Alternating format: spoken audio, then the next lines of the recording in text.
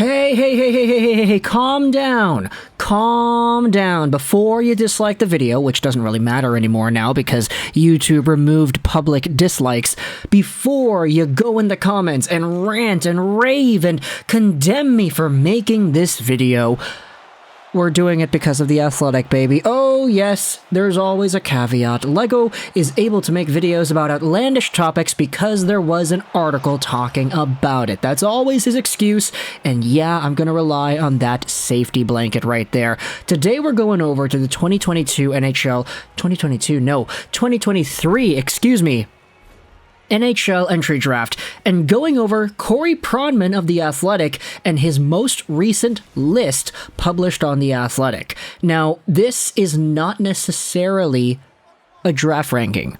This is not a mock draft. This is not ranking the top prospects based off of their skill today or where Pronman thinks they're gonna go. This is not technically that. What Corey Pronman did in his most recent article was go over the top 36 prospects in this draft and rank them based off of their upside.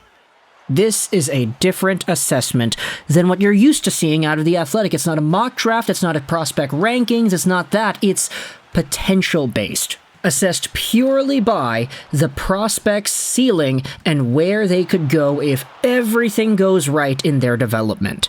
It's a very small nuance, very intricate detail that differentiates this list from other lists available on The Athletic, but it is one that you have to go out there and note, because Corey Pronman's list from yesterday has some very spicy things at the top of the article.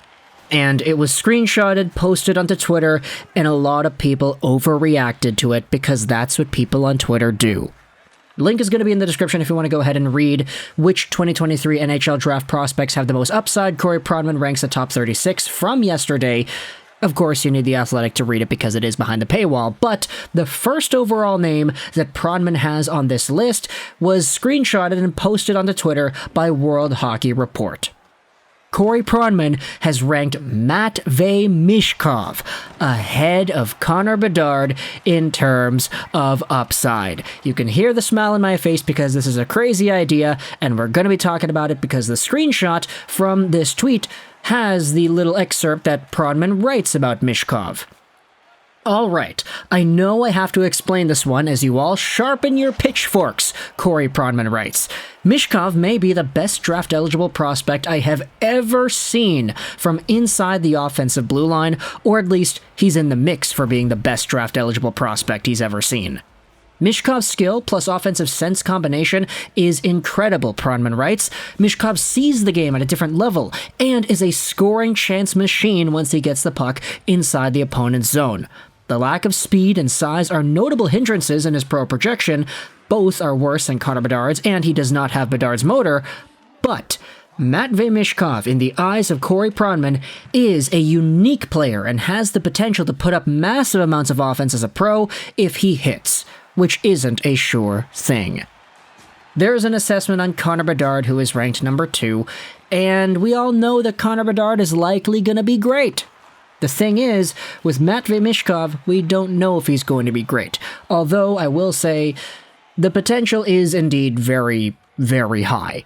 Now, whether or not you could say that this potential is higher than what Bedard's ceiling could be, I guess that's up to you. Not all of us have a platform on The Athletic to write articles like this, so I guess it really depends on who you ask. But if you go over to Matvei Michkov and just talk about what this guy could be at the very peak of his ceiling, we've been saying the same thing, introducing Matvei Michkov ever since like 2021, I feel.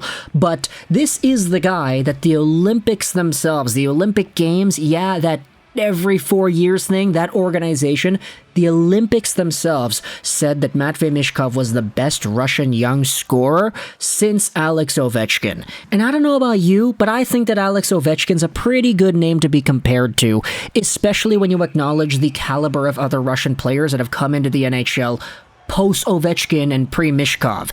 Even Malkin in that same year. Next up, you've got Kucherov, you've got Kaprizov, and all the other guys that have been in here doing their thing. The fact that Michkov has had a KHL campaign and he had international success that rivals that of Ovi, I mean, is it really all too ludicrous to say that he has a high ceiling?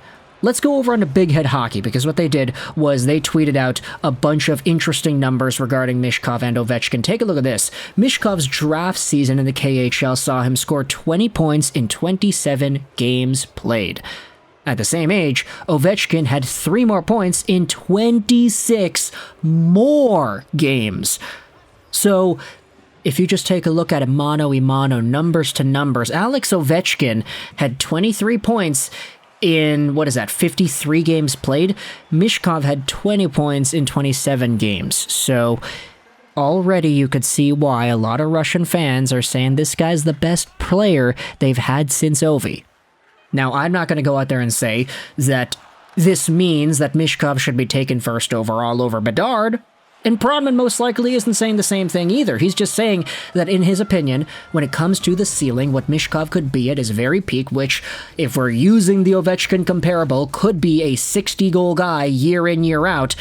It makes the idea of acknowledging Michkov's potential and saying that it is higher than Connor Bedard's potential not the craziest thing you could say about the players in this draft. Sure, it's crazy, especially considering Connor Bedard could be a 60-goal center who also gets 60-70 assists every year. But if you're really a believer in Michkov and the skill that he has in between the offensive blue line and the goal line, I can understand where he's coming from. Now, when it comes to the idea of Chicago maybe going first overall, let's take the guy with the highest ceiling. Okay, it's Matvei Michkov, let's just say, hypothetically speaking. If Connor Bedard somehow finds a way to go to the Western freaking Conference in Anaheim, then I'm going to pull my hair out. If Michkov goes to Chicago, that would be the ultimate canon event that changes the course of the multiverse here. Okay, yeah, sorry, I watched Spider-Man the other day, and it was really good. I gave it a 10 out of 10. But if Michkov goes to Chicago, all of a sudden, this helps them out in more ways than one. Firstly, it gives them an extended timeline before their first overall 2023 prospect comes over. It makes them bad in the short term. It gives them a better chance at getting a great player next year and the year after that.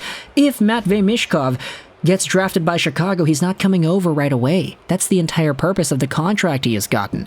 Connor Bedard comes over to Chicago right away. He maybe gets, 60, 70 points in his first season. That guy helps you win games. That guy makes your team better. And if he comes over to Chicago, the Blackhawks have a better chance at getting a lower draft pick in 2024. It's sort of a 3D chess type of move if you really think about it. Now, of course, we know that Connor Bedard is going to go first overall. Michkov may not even be taken in the top 10. It really depends on who you ask. But if there was never a thing that we had doubts about Michkov, was that he was a talented goal scorer, a talented offensive player.